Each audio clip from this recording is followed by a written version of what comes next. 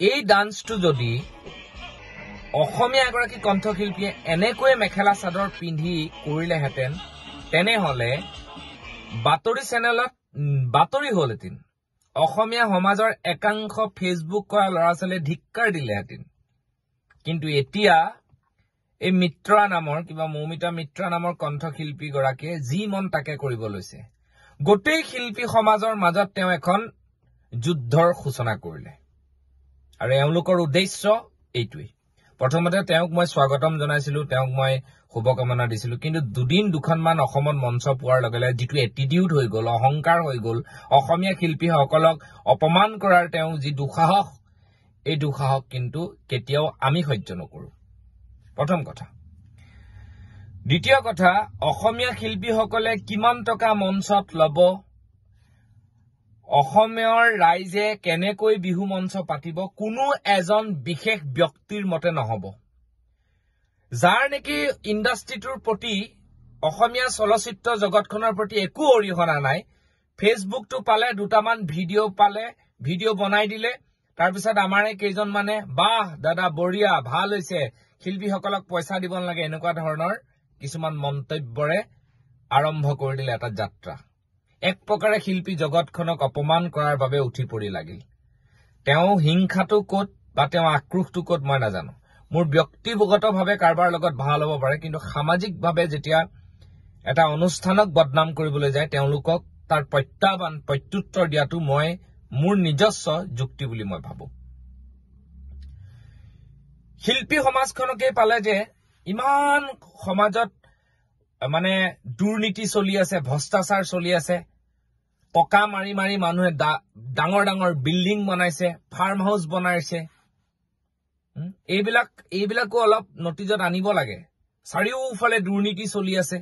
সেইবিলাক সৎসাহকেৰে ক'ব পাৰিবনে কেৱল গান গাই দুটকামান পইচা অৰ্জন কৰা শিল্পীসকলৰ পিছত একাংশ ব্যক্তি লাগি পৰিছে খুব বেয়া কথা হৈছে এইটো শিল্পী সমাজক গোটেই অসমৰ মানুহে শ্ৰদ্ধা কৰে আপুনি ক'ব পাৰে সকলো শিল্পী নহয় হয় হেতু আপোনাৰ ৰাইট আছে যে সকলো শিল্পী কেতিয়াও নহয়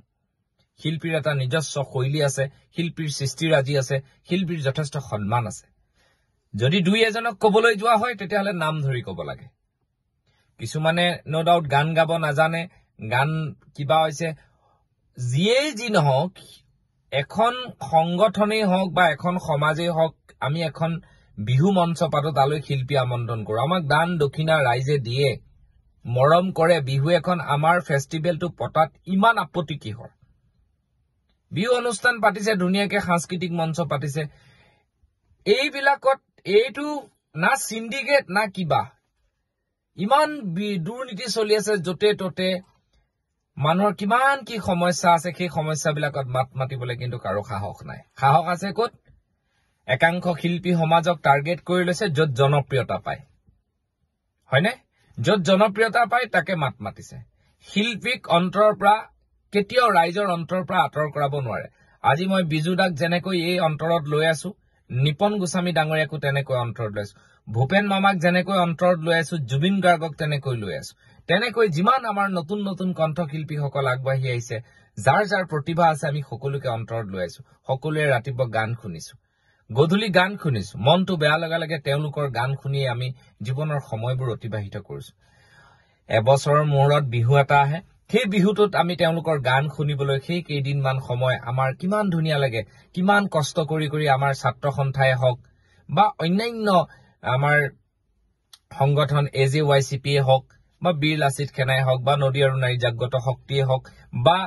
অসম উন্নয়ন পৰিষদে হওক বা একত্ৰিত যুৱ পৰিষদেই হওক তেওঁলোকে আজি বছৰ বছৰ ধৰি বিহু পাতি আহিছে এইটো এটা সমন্বয় এই বিহু পাতি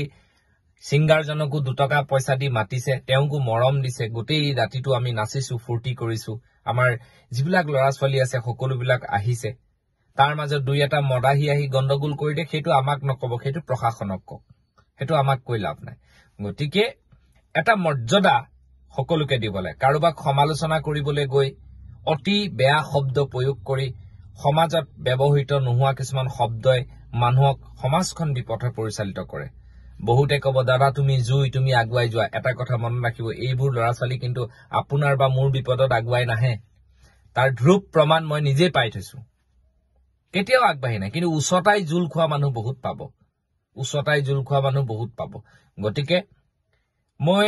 এইটোৱে কম যে আমাৰ শিল্পী যিসকল আছে যিসকল সংগীতৰ লগত জড়িত গায়ক গায়িকা আছে সকলো আমাৰ এটা স্নেহৰ আজি মৌমিতা মিত্ৰই যি ধৰণে অটপালি আৰম্ভ কৰি দিছে এইটো কিন্তু কোনো গ্ৰহণযোগ্যতা নাই অটপালিটো নচলিব আৰু মই কমিটি সকলকো কৈছো যে আমাৰ মানুহে অলপ ভাবিবৰ সময় হ'ল এইবেলি বিহু পাতিছে ঠিকে আছে নেক্সট বেলি আমি আকৌ আপোনালোকৰ লগত আলোচনাত মিলিত হ'ব লাগিব মই ভাবো আমাৰ যিসকল সচেতক যিসকলে জাতিটোৰ কথা চিন্তা কৰে যিসকলে আমাৰ ৰাইজৰ কথা চিন্তা কৰে তেনেকুৱা বিলাক বিহু সমিতিয়ে মই ভাবো এনেকুৱা ধৰণৰ শিল্পীবিলাক বৰ্জন কৰাৰ সময় আহি পৰিল বৰ্জন কৰক আপোনালোকে যি অসমীয়া কৃষ্টি সংস্কৃতিক ভৰিৰে মুহাৰি পেলাই তেনেকুৱা ছোৱালী তেনেকুৱা লৰাক আমি কেতিয়াও স্বীকৃতি নিদিও সৌখিদিনা এজনী আমাৰ অসমীয়া ছোৱালীয়ে বাহিৰত গান গাবলৈ গল কমিটি বিলাকক হেনো ষ্ট্ৰাইক লগাই দিলে যে এওঁ কোনো কাৰণতে গীতত মাতিব নালাগে আমাৰ শিল্পীক মাতক গতিকে তাত এটা জাতীয়তাবাদ জীয়াই আছে কিন্তু আমাৰ ইয়াতে জাতীয়তাবাদটো কম কোনোবা এগৰাকী ব্যক্তি আহিছে দুদিনৰ কাৰণে দুটা মঞ্চ কৰি গান গাইছে তাক আমি সদায় মৰম শ্ৰদ্ধা জনাইছো আৰু সেই শিল্পীগৰাকীও যদি আমাৰ মানুহখিনিক যদি শ্ৰদ্ধা সন্মান জনাইছে অসমৰ ৰাইজক তেতিয়া আমি তেওঁলোকৰ সদায় আছো কিন্তু আহিয়েই এনেকুৱা ধৰণৰ ভৰিৰে গছকি মুহাৰি পেলোৱা ধৰণৰ কাম কৰিলে আমি বৰ দুখ পাওঁ এনেকুৱা কৰিবলৈ আমি নিদিমো এইটো কিন্তু খুব বেয়া কথা হৈছে গতিকে মই সকলোকে কম যে মোৰ ভিডিঅ'বিলাক অকমান কঠুৱা টান মোৰ কথাবিলাক শুনিবলৈ স্পষ্ট কথা শুদ্ধ কথা মই ভাবো শুদ্ধ কথা মোৰ দৃষ্টিভংগীৰে গতিকে বহুতে মোৰ কথাবিলাক শুনিবলৈ বেয়া পায় কিন্তু ইয়াত যুক্তি আছে ভাবিবচোন এবাৰ অসমীয়া শিল্পীসকলক